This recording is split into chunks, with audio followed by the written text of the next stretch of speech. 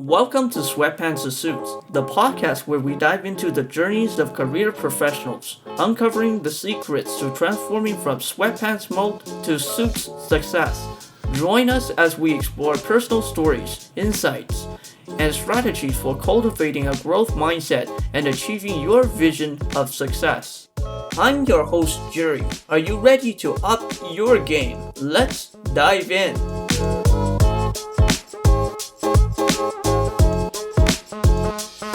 Erwin Jack wants you to achieve your potential. A respected executive with 30 plus years of relationship sales and marketing expertise, he creates win-win partnerships and supports people in and out of ATS business. His math and people skills let him work in various roles and sectors. He values his family and inspires others. His goal is your success. Erwin, how did you get started into the consulting business? And can you help us explain what ATS does? All right. First of all, Jerry, thank you for this opportunity to be able to speak with you today. Yes, I'm working with ATS. ATS has been around for several decades, and we focus on procurement cost reduction. But last few years, our focus has been primarily on project funding. So we look for project owners who have a project that's 100 million to 5 billion or even more than that. And we review those projects, see if they're a fit, and if things are properly in place, then we will see if we can get some funding for those projects. And so that's what we work on. Quite exciting. What I myself am doing is looking for those project owners, and I use social media such as LinkedIn. LinkedIn is a really great platform for business, and everyone who has a business should be on LinkedIn. If they're not there, get on LinkedIn. And so through LinkedIn, I get these project owners reaching out to me every week, or funding facilitators. Sometimes we have people that join ATS as partners because they have a network of people and they have projects that look like they might align with us, and so they can submit those to us. So that's what we do. It's quite exciting. A lot of the projects are in the energy sector. So whether it's the traditional oil and gas or renewable, we also look at things such as water and also technology. But when we look at technology, it has to be proven technology is what we say. So we do have a number of criteria in place. We look at countries such as Canada, the US, the UK, and Western Europe, including Australia at the present time for these projects. And that may change. As you know, we are in turbulent times right now. So we have to be very careful. Investors are very careful, of course, as to what they will fund. And underwriting takes a lot longer than it used to. So all the due diligence has to be done. It is impressive. I had the chance to look at some of the portfolios from ATS, and one of the companies that stand out was AstraZeneca, and also BP Oil. And with these big companies, they require big problems to be solved. How to become a great problem solver? And do you need complicated mathematics? You know what? I don't think you need any calculus to be able to look at this.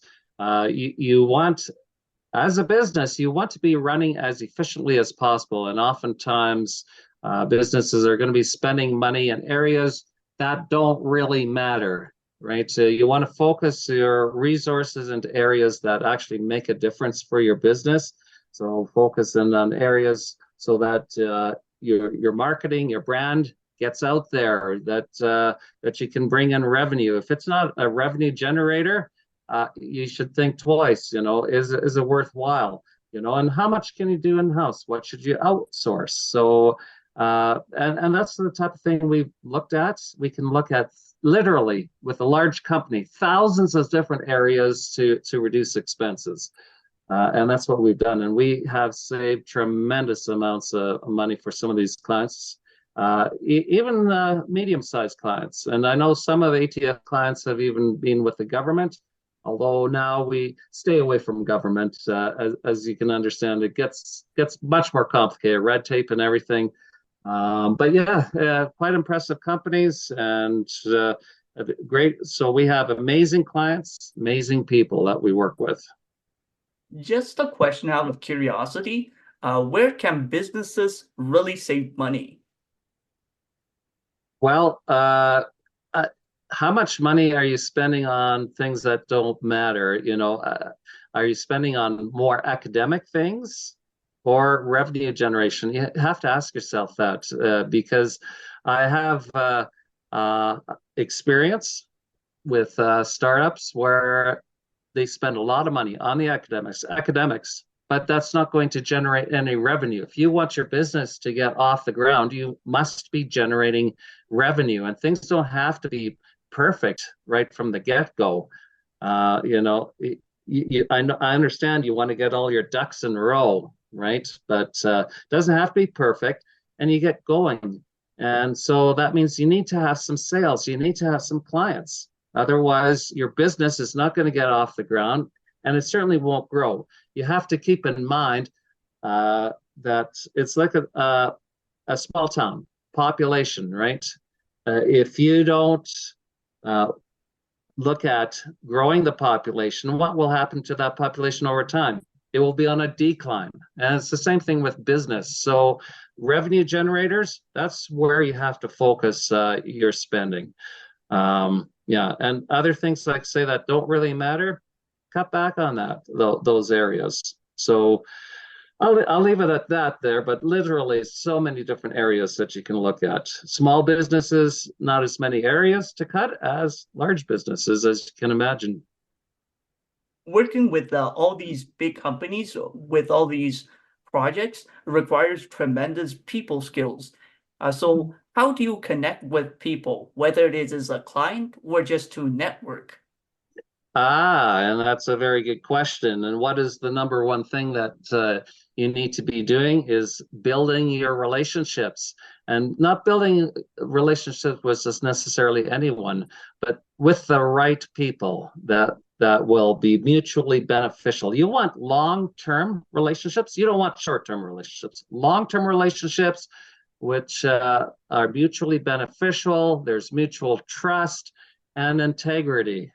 I will not work with anyone where I see integrity is compromised. I will just say that is it. Go off to the next person. That's the way I am. I would rather say no to a sale than knowing that there's something not right there than taking the sale. It's like I will not compromise my integrity. That's what I'm trying to say. Never compromise your integrity. Be open and honest with people. And if you don't know the answer to a question, guess what? That will happen. Don't make the answer up. That is the worst possible thing you could do. Don't make it up. Tell a person that that's a great question. I don't have the answer right now, but I will get the answer for you.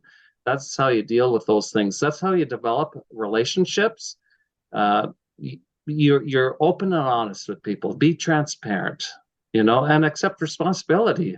If you're late for a meeting, apologize, right? And let people know ahead of time too, if possible. I don't like this ghosting. We see a lot of ghosting in our society. Don't ghost. It's not going to work well in building relationships. If something comes up, please do let those people know something came up. Can we reschedule our meeting? Be open with them. Be yourself. Be real. Don't try to pretend to be someone you're not. I like that story. I like that. And people usually around my age struggle with communication. Is there any good conversation starters that you would recommend for people to use in their networking? You want to know something about me? Yeah. I consider myself an introvert. And I was such an introvert when I went to school. I remember elementary, junior high, and high school. I was such an introvert. I would probably talk to just about nobody some days. It's amazing. And then today, I am talking with all kinds of people, strangers. I'm talking with executives, just ordinary people, and I can talk. How do you start a conversation? Why is that so scary? The other person is just a person like you and I. They're not God, right? They're like you and I. They get up in the morning the same way we do, put pants on the same way we do. There's nothing different with them. They are people. So when we recognize at the foundational level, everyone is a human being, the first thing that we're going to do is we'll relax, right? Because if you're feeling anxious, what do I say? What do I ask? How do I start the conversation? But if you're relaxed, you'll notice things happen naturally, right? And and for a lot of people, maybe you need things like nice day today or a little stormy out there today, you know, something to break the ice. But in reality, the big thing is relax. Things are going to come to your mind, what to say. And I will tell you, when it comes to communication, a lot of people like to talk about themselves, and we should like to listen to what they have to say, right? So that's part of communication. So not just the speaking, but also the listening. And if we listen well, guess what? We will have some questions. Oh, I see you're into this area. And then you have some questions there. That's how the conversation gets going. So listening is a great idea. And don't pretend to listen, right? You need to be actively listening. So really paying attention to every word that they're saying. And when you're communicating, it's okay to pause. Some people feel like you need to talk all the time. You don't. You can pause, and that shows that you're being thoughtful. You're thinking about what you have to say. I like that. So just listening to the other person and being genuinely interested in them makes a Yeah, big difference. Would makes you a big say, difference. Yes, that you will have questions because you'll be curious, right? right? So that's how the conversation goes. I will tell you another thing that I'm able to do is that I can also steer the conversation to the direction that I like it to go. And not everyone has that ability, but it's not really all that complicated because you try and see how you can transition from your current topic to go to your new topic. So if you think about it, it's not really that complicated, but it is a skill. The more often you do it, the easier it is to do, But sometimes I let the other person steer the conversation because I'm interested in seeing what do they have to communicate to me. And maybe there might be something that I would not have heard if I didn't allow that to happen. So it needs to be a two-way street. Two-way street. I like that. Yes. And would you say this is one of being a good communicator is one of the good qualities that you look for when hiring candidates? Well, communication is important, although I will tell you that with some of the project owners, when we come across project owners for what we do at ATS, we try and stick with just email because we want to be uh, very efficient with our time, right? Our time, their time. Time is money, as they say, right? And time is precious. Time is always being spent. My question is, how do we want to spend the time? Oh, time is money. Time is Time is money. money. Time is precious. Time is always being spent. How do we want to spend our time? And we also want time for ourselves. We want time for our family. We want time for many things. And we need time for people. We need time for our business meetings. So how do we spend that time? And we want to be efficient with our time. We want to respect the other person's time as hopefully they respect our own time. Wow, I like that. Uh, but you spend a lot of time working in various sectors. As an experienced executive, what are some opportunities for the younger generation to pursue? What do you see? You know what's interesting is I just recently heard that the number one career for people right now is to be a social media influencer. And for me, that shouldn't be your number one. What do you really want to achieve with your life? So when you go to university, you have all these plans. You think you're planning for a particular career. It may not turn out that way. In my case, it didn't turn out that way whatsoever. And I've transitioned from one career to another. But one thing that's been consistent through all of this is the ability to communicate, the ability to build those relationships. The relationships are so important. When you connect with people, you will obviously get much further with your conversation than if you don't connect with them. So that to me is pretty obvious. So it's amazing where I've come from. Like I said, I was quite an introvert. Now I'm being referred to as an extrovert, but I still feel like an introvert.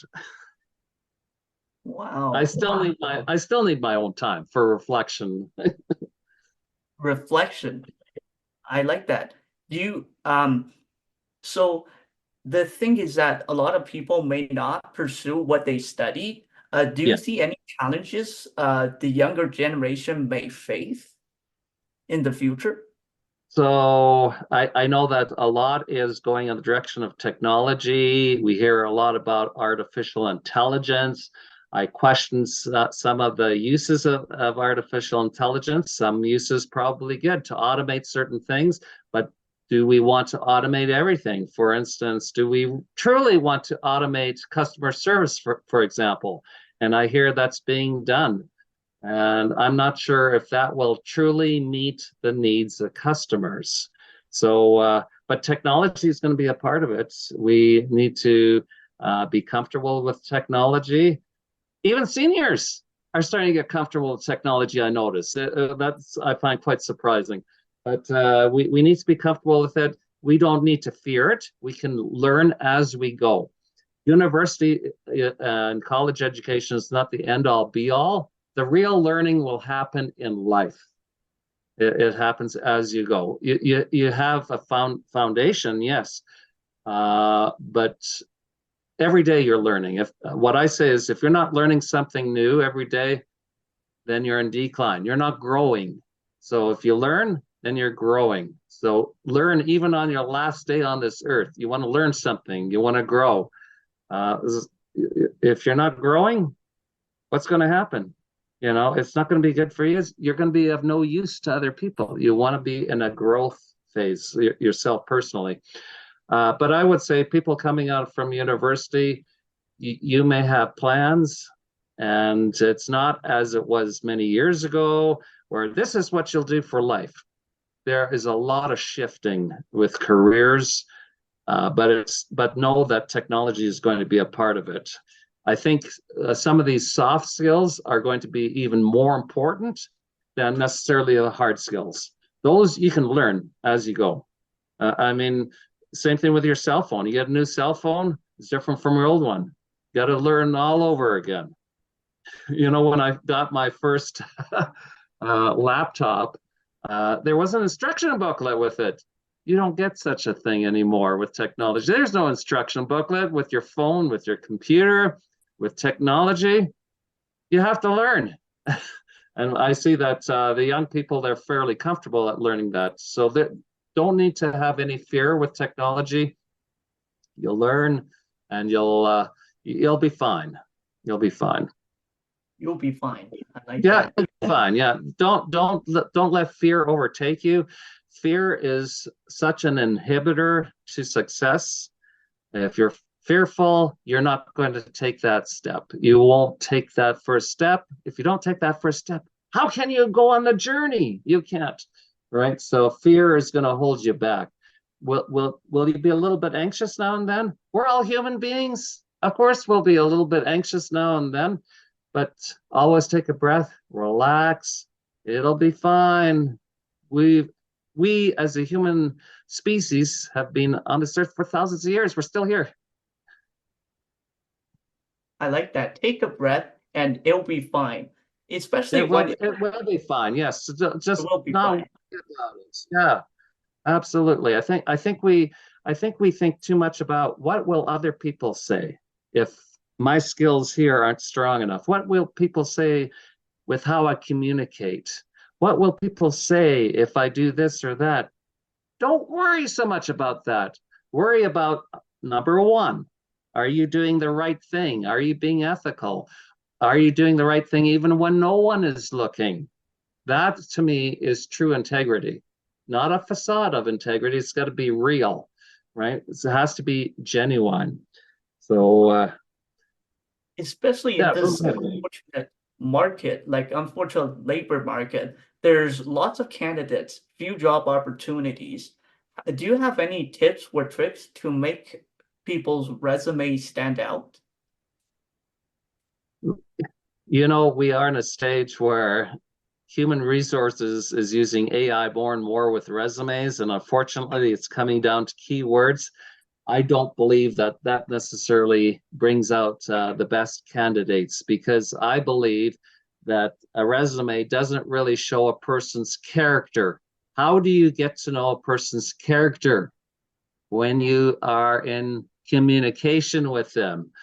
That's the only way you're going to learn something about them. A resume just tells you this and that. It's words. I could put anything on my resume, couldn't I? But in the interview, when I show up, now I'll see what kind of person you are, right? So your character means a lot, and nowadays a lot of people are looking for those they can trust. We live in a world where we are thinking, well, we can't trust government, we can't trust medical organizations, we can't trust any agency. Who do we trust? Well, sometimes we can't even trust ourselves. Let's go at the basic level, right? You think you're going to do the right thing, and oh, you messed up. Well, you have to own up to it, right? But the thing is, people are looking for those that they can trust. Would you like to hire someone that you couldn't trust?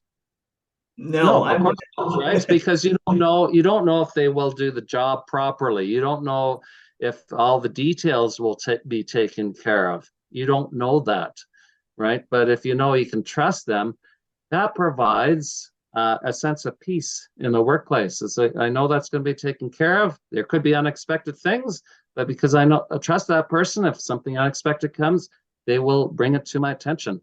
So your character means a lot. So you have to bring your character across. And I think if you're solely relying on a resume, that's not enough. I think you need to try and reach out and talk to people in the organization, show them who you really are, be yourself. Don't pretend to be someone else. Don't pretend to be Mr. Big Shot or Mrs. Big Shot.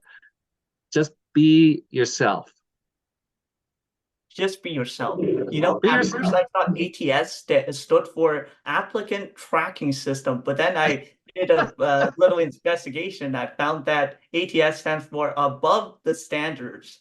I like Yes, that and I acronym. like yes, and I like that above the standard because really you want to go above the standard. You want to go the extra mile. You want to serve people to the best of your ability. And that's really what leadership is about. I know a lot of people talk about, I want to be a leader. I want to be a leader. But you have to understand that what is it for a follower? They need someone that they can trust, someone who they recognize has some of the answers. None of us have all the answers, right? But someone that they can look to that's sincere in trying to help others succeed. And that's what I have at the end of my bio there. I want to see people succeed. So I will do whatever it takes. For example, I have a project owner that came to me a couple of years ago now, and so we deemed that the project was not ready, and I helped her with other people see if we could get the project ready. She did a little bit of it, but a little bit of resistance, and since then we've offered a new service at ATS, project management consulting. So if we deem there to be a fit and the risks are minimal, we will help them to get to that point so that they are ready. So it's presentable to the funders. In this case, she had to make a decision as to whether she would, pay the fee and get this service. I know for a fact it was. We work with top-notch people. We have people from large companies, Deloitte, ExxonMobil, on our team, and I think she's declining on that, which is unfortunate. She did ask me a question, and this is also, I think, an important lesson for people. She did ask me the question, if I were in her shoes, what would I do? What was my answer? I didn't tell her do this or that. This is what my answer was. I said to her that I am not in your shoes, so I don't really know what you have been through these last number of years. I don't really know your situation as you know your situation, so I cannot tell you what you should do. See, that puts the responsibility back onto the other person and not you. It's never wise to make decisions for other people, because then if you tell them to do something and it was not the right decision, they have every right to come back to you and complain to you about it. We want people to be responsible for their own decisions, for their own actions. So that's part of learning how to be, to have that integrity with people. Everyone needs to be responsible for their own actions. We can suggest, we can advise, we can mention the pros, the cons, the benefits, the risks. But at the end of the day, everyone must make their own decision, and we should leave it at that. We are not in their shoes. Do we truly understand? Maybe to a certain degree, but we can't fully comprehend. We're not living that person's life, right? And it's not possible for us to live that person's life. I think that's a great key takeaway. Be a genuine service leader that lets people make their own decision. Thank you so much, Mr. Jack, for your time and your important lessons. It is an honor to interview you. Well, it was really a pleasure to spend this time here with you. I hope I didn't speak your ear off. I just have lots to say. I could go on and on, but never compromise who you are. Never compromise your integrity. Always do what's right. No one ever will be able to come back to you and say, hey, listen, so-and-so. So if you live your life that way, doing what's right, day in, day out, even when no one's looking, because that's what I said earlier, that is true integrity. Wonderful. Thank you so much, Mr. Jack. It is a pleasure to hear your story once again. Thank you so much, Jerry.